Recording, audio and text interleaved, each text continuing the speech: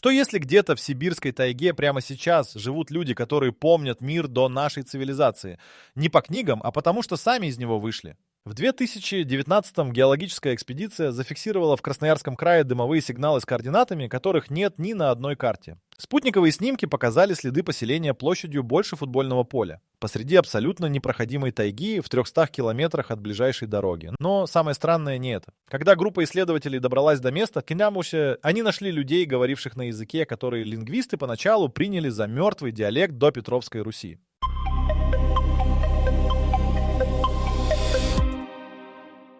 Руководитель экспедиции Андрей Соколов вел дневник. Запись от 23 августа 2019 начинается словами: «Они не убежали. Они нас ждали». Группа из 6 человек вышла на поляну после 4 суток пешего перехода по бурелому. На краю поляны стояли 3 мужчин в одежде из выделанной кожи и грубого домотканого полотна.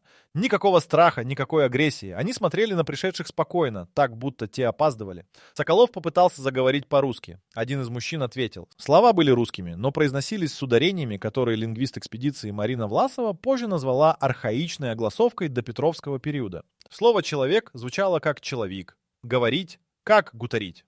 Лес они называли пущей. Власова включила диктофон и не выключала его следующие 2 суток. Поселение располагалось в низине между 3 сопками. Естественная чаша, невидимая с воздуха из-за плотного древесного полога. Исследователи насчитали 27 строений. Избы из лиственницы без единого гвоздя, амбары на сваях, 2 колодца и длинный дом, который местные называли соборной. Население. Около 80 человек, включая детей. Никакого электричества, никакого металла промышленного производства. Ножи, кованые вручную из железа, которое, как объяснил один из жителей, берут из болотной руды. Соколов взял образец такого ножа на анализ, позже экспертиза показала, что технология выплавки соответствует методам 17 века. Самым странным оказалось не отсутствие современных вещей, а отсутствие любопытства к ним. Когда Соколов достал спутниковый телефон, никто из местных не подошел ближе. Пожилой мужчина по имени Фотий, именно так он себя назвал, имя, вышедшее из употребления в России больше 200 лет назад, лишь махнул рукой и сказал что-то, что Власова перевела как «бесовское зерцало». Они знали, что такие предметы существуют. Они сознательно от них отказались. Фотий оказался чем-то вроде старейшины. Именно он принял решение показать пришедшим поселение, и именно он установил границу. Дальше внутреннего двора соборной гостей не пускали. Когда Соколов спросил, почему, Фотий ответил коротко. Там женщины молятся. Чужим нельзя. Религия здесь была особой. Не православие в привычном понимании. Иконы были, но без окладов, написанные на деревянных досках в манере, которую искусствовед позже атрибутировал как ранневизантийское влияние через новгородскую школу. Кресты восьмиконечные, как у старообрядцев, но с дополнительной нижней перекладиной, наклоненной в другую сторону. Такого изображения в каталогах старообрядческой символики не нашли. На 3-й день Соколов напрямую спросил Фотия, откуда они здесь взялись. Старик помолчал, потом произнес фразу, которую Власова дословно записала в полевой журнал. «Деды наши ушли, когда царя убили. Не того царя, что при нас убили, другого, давнего. С тех пор здесь». Это не укладывалось ни в какую известную историческую хронологию. Если речь шла об убийстве Николая II в 1918-м, срок слишком мал для такой степени языковой архаики. Если о более раннем периоде, тогда эта община существует в тайге больше 100, а возможно и больше 200 лет, Власова записала в своем дневнике. Либо они лгут, либо мы имеем дело с феноменом, для которого у меня нет категорий.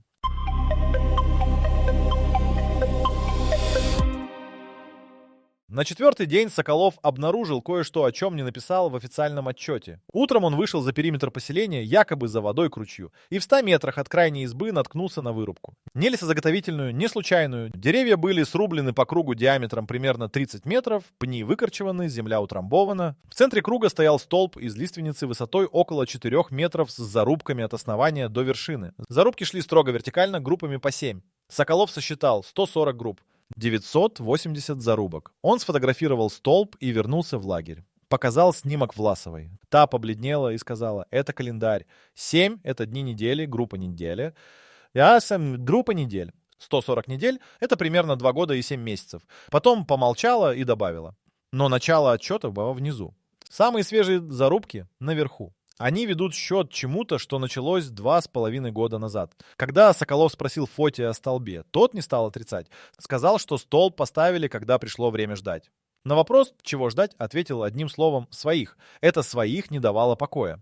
Выходило, что где-то есть еще одна группа. Или несколько групп. И эта община знает о них и ждет контактов в конкретные сроки. Геодезист экспедиции Павел Ермолин на 5-й день занялся картированием окрестностей. В 3 километрах к северо-востоку он нашел старую тропу. Не звериную, человеческую, с характерной шириной и следами расчистки кустарника. Тропа уходила в распадок между сопками и там терялась в болоте. Но перед болотом Ермолин заметил на стволе кедра знак, 3 горизонтальные черты и круг над ними, вырезанные явно давно, поскольку кора уже частично затянула края. По его оценке, знаку было не меньше 40 лет. Власова сравнила этот знак с зарисовками из своего архива. Точное совпадение нашлось в материалах этнографической экспедиции 1963-го, работавшей в Томской области. Там такой же знак был зафиксирован на дереве в районе реки Кеть. Расстояние между двумя точками – больше 800 километров. На 6-й день один из молодых жителей поселения, парень лет 18, которого звали Тимофей, подошел к Соколову сам. Это было неожиданно. До этого момента местные общались с экспедицией только через Фотия. Тимофей говорил быстро, почти шепотом, и Власовой пришлось напрягаться, чтобы разобрать слова. Смысл сводился к следующему. 3 месяца назад к ним пришел человек с Востока. Одиночка, без вещей, почти без сил. Он провел в поселении 2 недели, много говорил со старейшинами и ушел обратно на восток. Тимофей не знал его имени. Чужака называли просто Восточным. Но запомнил одну вещь. У того человека на запястье была татуировка. Якорь и цифры. Соколов записал описание татуировки и вечером долго смотрел на эту запись. Якорь с цифрами на запястье – это флотская традиция, номер корабля или экипажа. Что делал моряк в 300 километрах от ближайшей судоходной реки в глухой тайге без снаряжения? И почему старейшины общины, которые сторонятся любых чужаков, провели его у себя 2 недели? Ответа не было. Но Соколов понял одно. Эта община не просто прячется от внешнего мира. Она с кем-то поддерживает связь. И эта связь существует давно.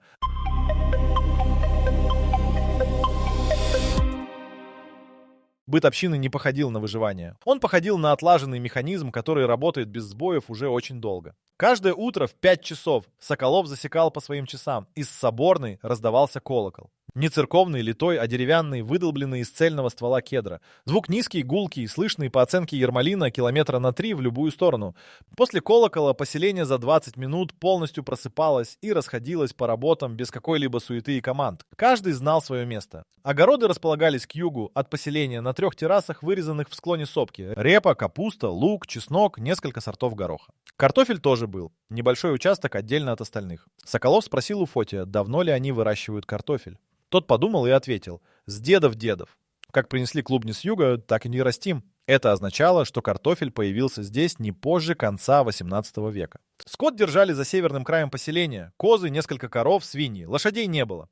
Фотий объяснил просто. Лошадь в пуще не прокормить. Лошадь для поля, для дороги. У нас нет дороги. Это была не жалоба. Это была констатация факта, произнесенная без малейшего сожаления. Кузница стояла отдельно от жилых построек, у самого края поляны. Кузнецом был мужчина лет 45 по имени Никодим. Молчаливый, с руками такими широкими, что Соколов невольно посмотрел на свои и убрал их в карманы. Никодим позволил наблюдать за работой, но не разрешил фотографировать. Он ковал скобы для амбара, методично, без спешки. Меха были сделаны из козьей кожи, горн сложен из речного камня. Уголь древесный, заготовленный здесь же. Железо — то самое болотное, выплавленное в небольшой домнице за ручьем. Власова попросила разрешения осмотреть домницу. Никодим отказал. Не грубо. Просто сказал «нельзя» и отвернулся к горну. Медицину здесь вели 2 женщины. Обе пожилые, обе с одинаковым именем Прасковья. Соколов поначалу решил, что ослышался, но нет, их действительно обеих звали Прасковья, и никто в общине не находил в этом ничего странного. Старшая Прасковья носила при себе холщовый мешок с сухими травами, запах которых Власова частично идентифицировала: зверобой, тысячелистник, кора ивы, что-то незнакомое с острым смолистым запахом. Когда на 7-й день у геолога экспедиции Руслана Хайдарова поднялась температура, именно старшая Прасковья принесла отвар без всякой просьбы. К утру температура прошла. Хайдаров потом говорил, что вкус у отвара был, как будто пьешь сосновый лес. Детей вообще не насчитывалось 17. Учил их один человек. Высокий худой мужчина лет 50 по имени Аверьян. Соколов увидел урок случайно. Дети сидели на бревне под навесом, Аверьян стоял перед ними с березовой доской, покрытой воском, и писал на ней палочкой. Буквы были кириллические, но несколько знаков Соколов не узнал. Власова, когда он написал их вечером, сказала, что это могут быть буквы дореформенной азбуки: ять, фита и жица, упраздненные в 1918-м. Аверьян согласился поговорить. Рассказал, что учит детей письму, счету, священному тексту и знанию пущи. Последнее включало ориентирование без компаса, чтение следов, знание съедобных и ядовитых растений, приемы охоты. На вопрос Соколова, есть ли у них книги, Аверьян кивнул, но книг не показал. К концу 7-го дня Соколов понял главное. Эти люди не страдают. Они не ждут спасения, не просят помощи, не смотрят на чужое снаряжение с завистью. Они живут так, как считают правильным, и эта правильность для них не обсуждается. Единственное, что их интересовало в пришедших, не вещи и не новости из внешнего мира. Фотий на 8-й день задал Соколову только один вопрос. Много ли еще таких, как вы, ходит попуще?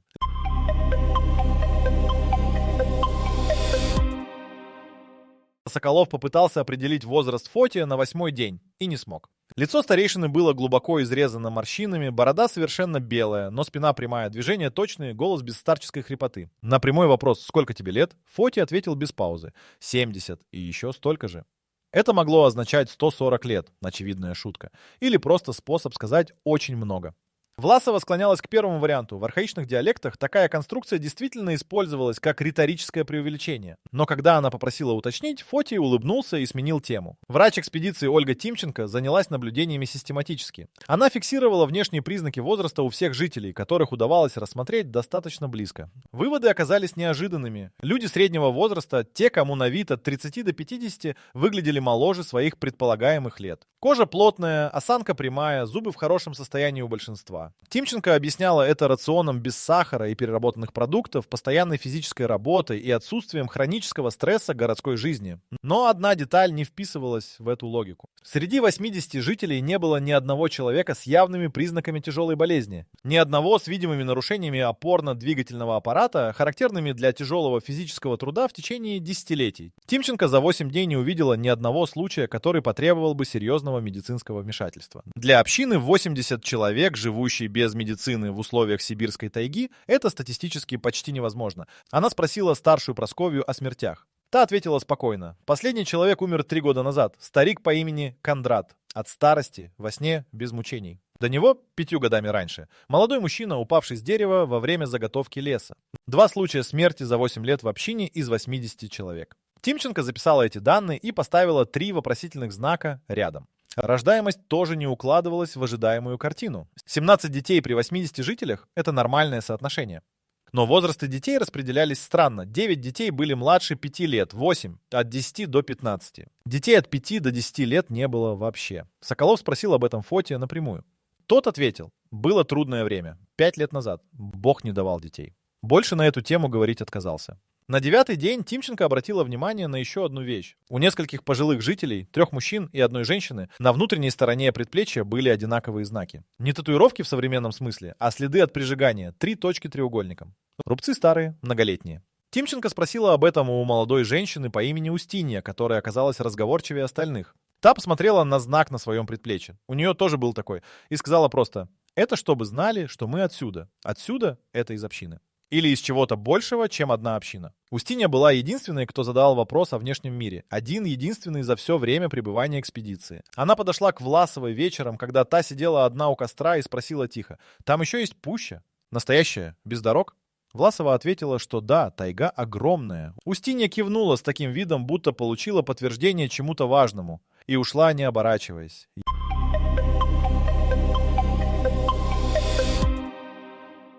Власова за 9 дней записала на диктофон больше 4 часов речи жителей общины. Когда она вернулась в Красноярск и передала записи в университет, первый лингвист, прослушавший материал, позвонил ей через 2 часа и спросил: «Где вы это взяли?» Язык общины был русским, но русским, законсервированным на несколько столетий раньше современного состояния.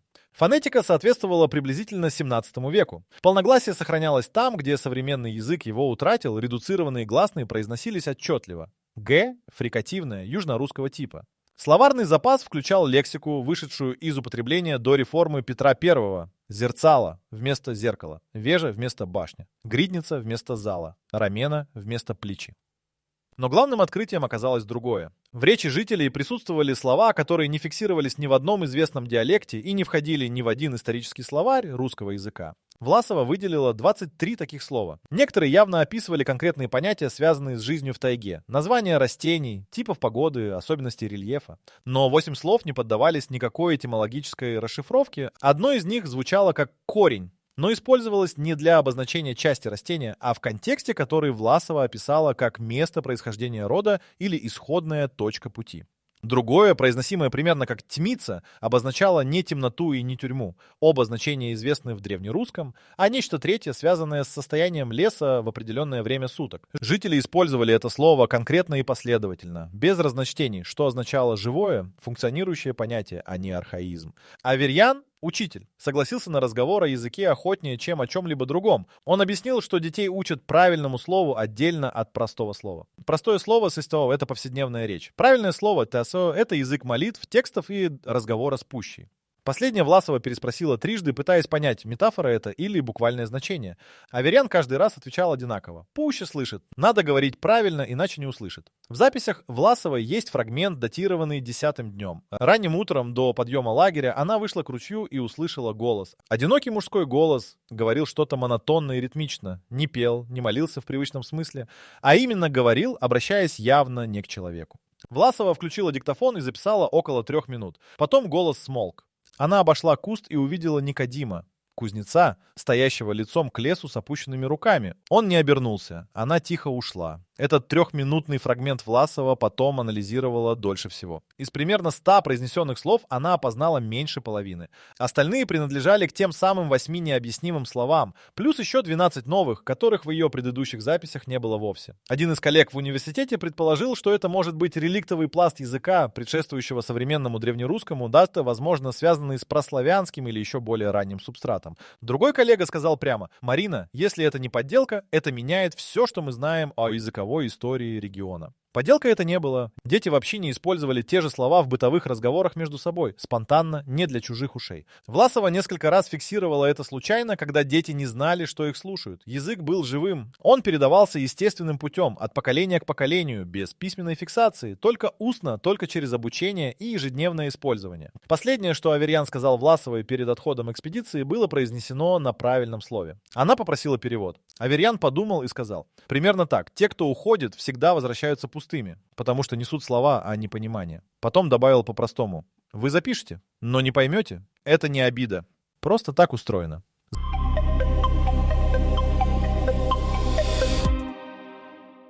На Бососос 11-й день Соколов заметил, что часть поселения ему так и не показали. За Соборной располагался закрытый двор, огороженный плотным забором из вертикально вкопанных бревен высотой около 3 метров. Вход был один, и у входа постоянно стоял кто-то из взрослых мужчин. Ни демонстративно, ни с оружием, просто стоял. Соколов за 11 дней не видел, чтобы кто-то из членов экспедиции прошел внутрь. Не видел, чтобы туда входили и рядовые жители, только 3 из старших и обе Прасковьи. Он спросил у Фотия прямо: что за забором? Фотий ответил без уклонения: хранилище. Туда нельзя. На вопрос почему, сказал: там вещи, которые не для чужих глаз. Соколов уточнил: вещи в смысле предметы или в смысле знания?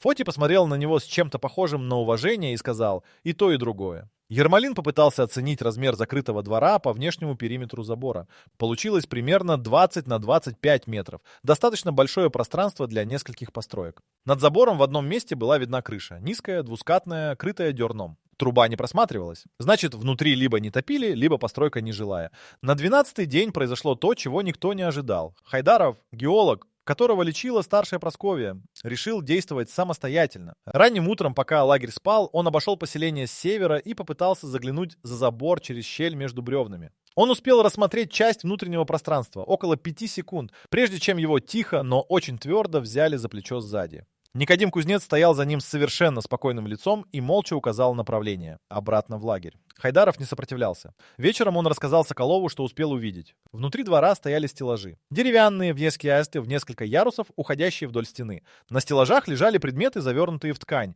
Много предметов, одинаково упакованных. В дальнем углу двора стоял большой сундук с навесным замком, металлическим, явно не кованым вручную. Это был единственный промышленно изготовленный предмет, который кто-либо из экспедиции увидел в поселении за все 12 дней. Металлический замок на сундуке означал контакт с внешним миром. Кто-то принес этот замок сюда.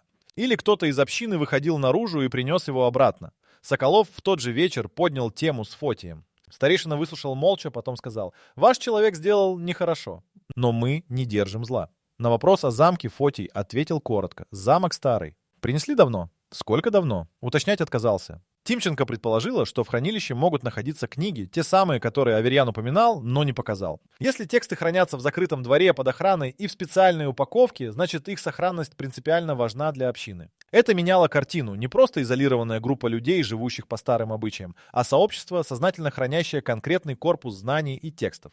На 13-й день Фотий сам подошел к Соколову утром. Сказал, что они могут войти в хранилище. Один человек, ненадолго, без записывающих устройств. Соколов отдал диктофон Власовой и вошел один. Он провел внутри около 10 минут. Когда вышел, Власова сказала, что он выглядит так, будто ударился головой. Соколов сел на бревно, помолчал минуты 3 и произнес: «Там рукописи, много, некоторые на пергаменте». Потом помолчал еще и добавил: «И карты. Очень подробные карты тайги. С отмеченными точками. Точек не меньше 40. 40 точек на карте тайги. 40 мест, которые эта община считала важными. Или населенными, или и тем, и другим одновременно». Соколов не успел рассмотреть координаты. Фотий стоял рядом все время и мягко, но настойчиво направлял взгляд гостя в сторону от карт. Но одну деталь Соколов запомнил точно. Карты были составлены не от руки одним человеком. Разные почерки, разные чернила, разные эпохи нанесения. Их составляли на протяжении очень долгого времени.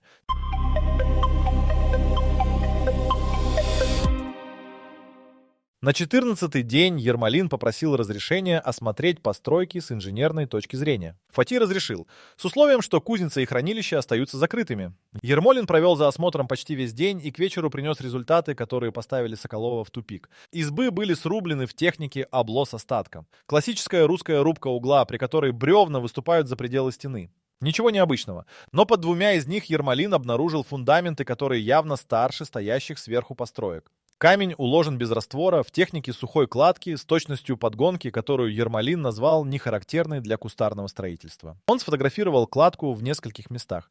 Позже геологическая экспертиза в Красноярске показала, что камень покрыт лишайником, которому не менее 300 лет. Постройки стоят на фундаментах 17 века или более ранних. Водоснабжение поселения устроено без насосов и без ручного подъема воды. От ручья в 150 метрах к северу проложен деревянный желоб, выдолбленные стволы, состыкованные с небольшим уклоном. Вода самотеком поступает в накопительный чан рядом с кузницей и в отдельный чан у огородов.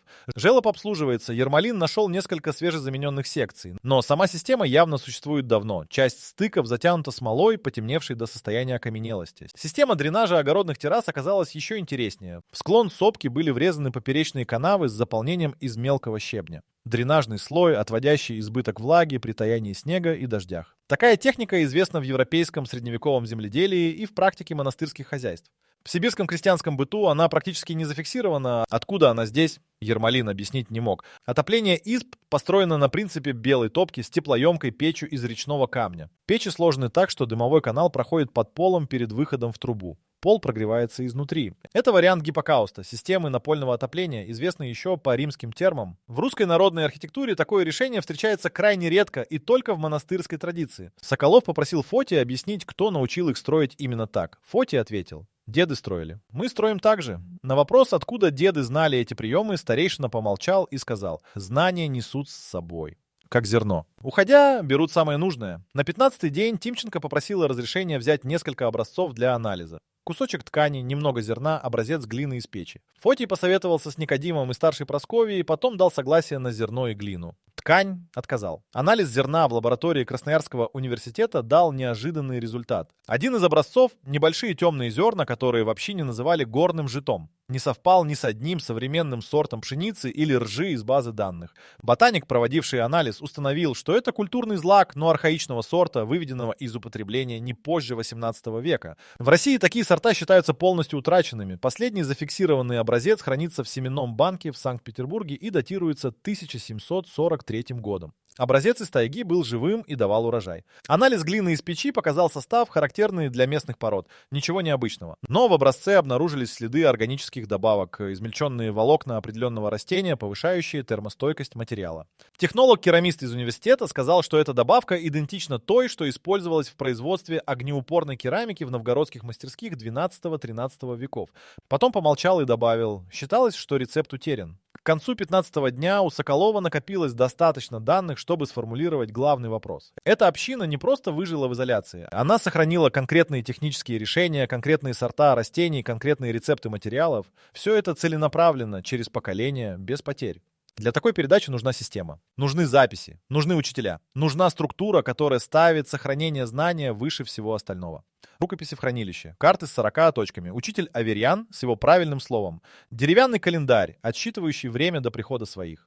Все это складывалось в одну картину, да, и картина эта была значительно больше, чем одна община в Красноярской тайге.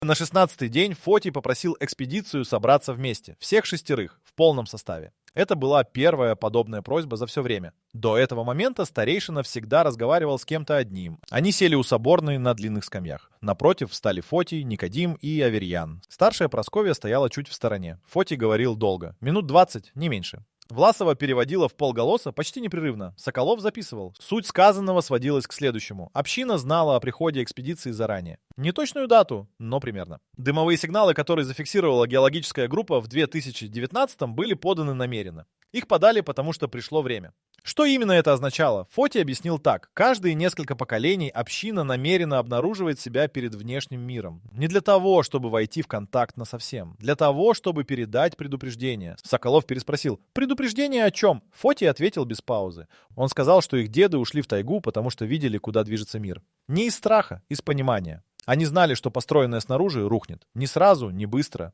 но неизбежно. И они знали, что когда это произойдет, кто-то должен помнить, как жить без того, что рухнет. Как строить, как лечить, как выращивать еду, как говорить с лесом. Поэтому они ушли и сохранили все это. Не для себя, а для тех, кто придет после катастрофы и не будет знать, с чего начать. Предупреждение было конкретным. Фотий назвал 3 признака, по которым их деды учили определять приближение большого слома. Когда люди перестают понимать язык друг друга при одинаковых словах, когда дети рождаются, не зная, чьи они, и когда земля начинает давать меньше, чем берут. Потом Фотий посмотрел на Соколова и сказал: «Вы сами знаете, что все 3 уже есть». В лагере было тихо. Власова перестала переводить и просто смотрела на Фотия. Тимченко потом написала в своем дневнике: «Я не могла возразить». Не потому, что он прав или не прав. Просто потому, что он говорил это так, будто сообщал прогноз погоды. Без апокалиптики, без пафоса. Как факт. Потом Аверьян взял слово. Он сказал, что они готовы передать часть знаний. Не все, только часть. Ту часть, которую можно нести без понимания и которая все равно поможет. Конкретно, записи о лекарственных растениях Западной и Центральной Сибири, включая виды, не внесенные в современные ботанические каталоги. Записи о методах консервации семян на длительный срок.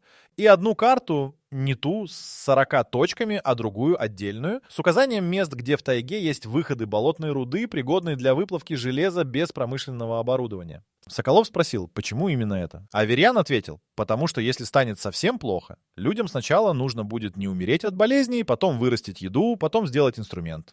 В таком порядке. Рукописи вынесли из хранилища в тот же вечер. 3 тетради в деревянных обложках, сшитые льняной нитью. Соколов взял их в руки и почувствовал, что пергамент внутри хрустит так, как хрустит только очень старая бумага. Власова открыла первую тетрадь и увидела дату на титульном листе, написанную церковно-славянскими цифрами. Она считала ее минуты 3, потом подняла голову и тихо сказала: «Это 7240, первый год от сотворения мира. По нашему летосчислению, это 1733. Тетради вели непрерывно с 1733 года. Почерки менялись не меньше 12 разных рук на протяжении 3 столетий.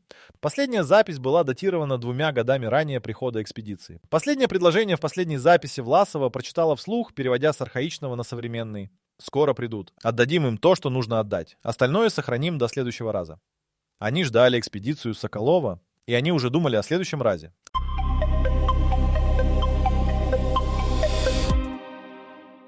Экспедиция ушла на 17-й день. Фотий провожал их до края поляны, один без остальных. Пожал руку каждому молча. Когда Соколов обернулся с тропы через 100 метров, поляна уже была пустой. Не потому, что люди разошлись. Просто лес сомкнулся так быстро, что поселение исчезло, будто его не было. 4 дня обратного пути Соколов почти не разговаривал. Власова писала в дневник непрерывно. Хайдаров на 3-й день сказал вслух то, о чем все думали. «Мы же не можем просто написать об этом отчет и сдать в архив». Никто не ответил, потому что ответа не было. В Красноярске группа разделилась. Соколов передал 3 тетради в университет под расписку с грифом ограниченного доступа. Власова уехала в Москву с 4 часами аудиозаписей. Тимченко отправила образцы зерна в Петербургский семенной банк. Ермолин написал технический отчет о конструкциях построек и положил его в стол. Официального научного отчета об экспедиции не существует. Соколов принял это решение единолично и объяснил его в личном письме коллегам одной фразой. «Если мы опубликуем координаты, туда придут сотни людей, и через 2 года там не останется ничего, кроме туристов и журналистов». 3 тетради изучали в университете 8 месяцев.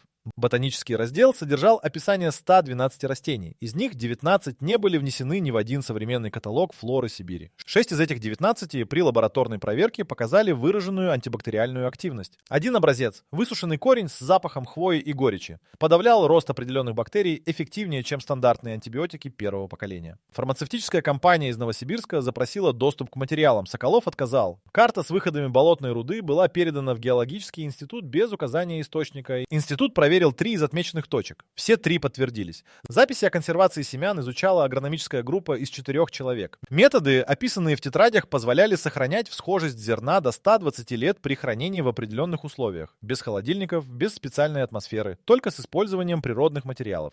Современная наука считала максимальным сроком для большинства культур 20-30 лет.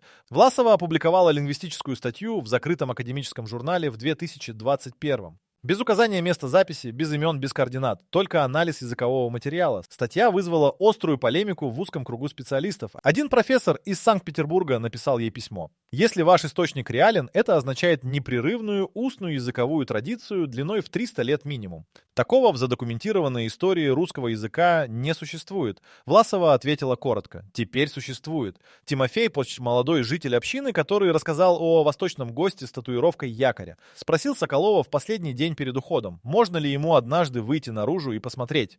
Просто посмотреть, не оставаться. Соколов сказал, что это его выбор. Если Тимофей решится выйти наружу и увидеть мир, то и вам стоит заглянуть на наш сайт whiteori.com. Там есть еще больше интересных историй, которые, уверен, вам понравятся. Ссылка в описании. Тимофей кивнул и сказал, тогда, может, приду, когда Фотий разрешит.